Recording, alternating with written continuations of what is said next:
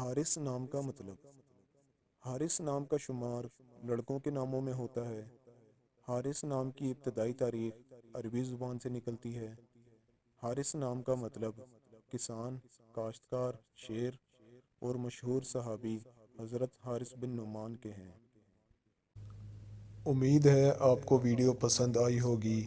اگر پسند آئی ہے تو اس ویڈیو کو لائک کریں، شیئر کریں اور کمنٹ کریں، اور مزید ناموں کا مطلب جاننے کے لیے ہمارے چینل کو سبسکرائب کریں، لائک کریں اور شیئر کریں، اور مزید معلومات کے لیے آپ ہمیں فیس بک اور انسٹاگرام پر بھی فالو کر سکتے ہیں۔